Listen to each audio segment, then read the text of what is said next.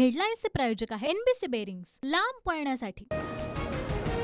भाजपने विधान परिषदेसाठी 10 नावं केंद्राला पाठवली। पंकजा मुंडेंसह चित्रा वाघ यांच्या नावाचा यादीमध्ये समावेश, सूत्रांची माहिती। ड्रग्ज पूर्णपणे संपेपर्यंत अवैध बार पबवरील कारवाई थांबणार नाही, नो क्लोजर ओनली बुलडोजर, मुख्यमंत्री शिंदेंचा इशारा। पुण्यामध्ये 27 पब विनापरवाना चालत असताना पोलीस आयुक्त झोपले होते का? पुणे अपघात प्रकरणामध्ये कोण पाठीशी घालत होतं? विजय वडेट्टीवार आक्रमक। अधिवेशनाच्या दुसऱ्या दिवशीही विरोधक आक्रमक, विधान भवनाच्या पायऱ्यांवर गाजर दाखवत सरकारवर निशाणा, सरकारकडून शेतकऱ्यांची फसवणूक सुरू असल्याचा आरोप। नाशिक, कोल्हापूर, सोलापूरमध्ये हिंदू संघटनांचं आंदोलन, पुण्यामध्ये महापुरुषांच्या पुतळ्याची विटंबना झाल्याचा निषेध, राष्ट्रीय महामार्गावर रास्ता रोको, आंदोलनकर्ते पोलिसांच्या ताब्यात।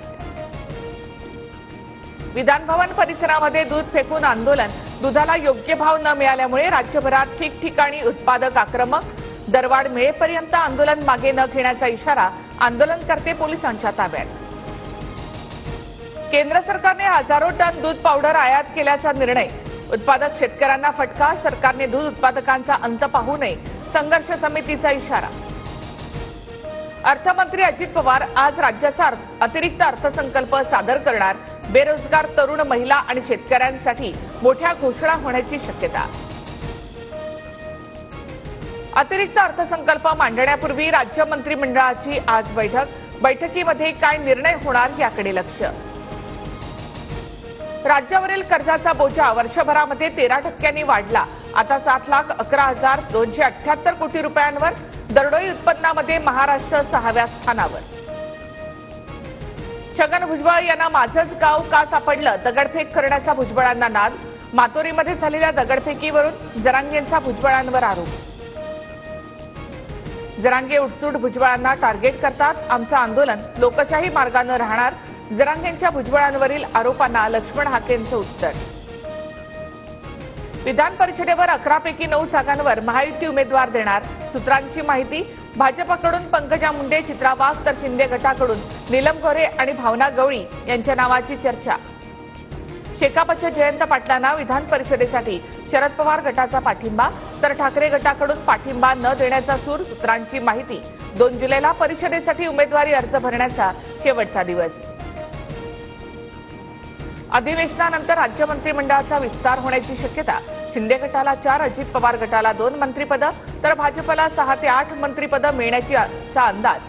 विस्तारासाठी शिंदे दिल्लीला जाणार, सूत्रांची माहिती। अजित पवार यांनी अमोल मिटकरींचे कान टोचले, प्रवक्त्यांनी कसं बोलायचं, अजितदादांनी समज दिली।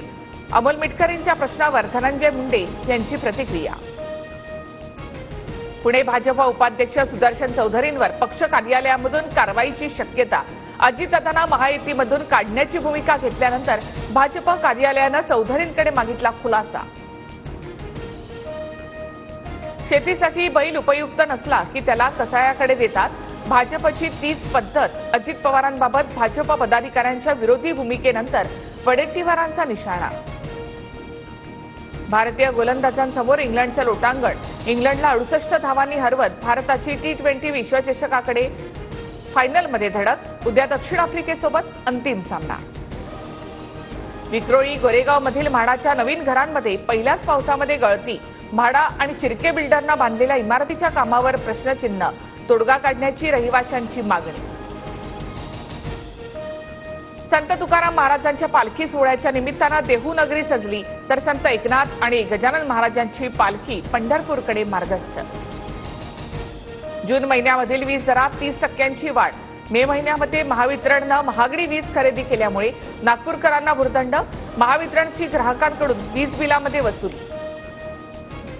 मुंबई शहर आणि उपनगरासह ठाण्यामध्ये रात्रभर पावसाची संततधार, कोकणामध्ये मुसळधार पावसाचा अंदाज, तर रायगड, रत्नागिरी, सिंधुदुर्ग, पुणे आणि साताऱ्याला येलो अलर्ट।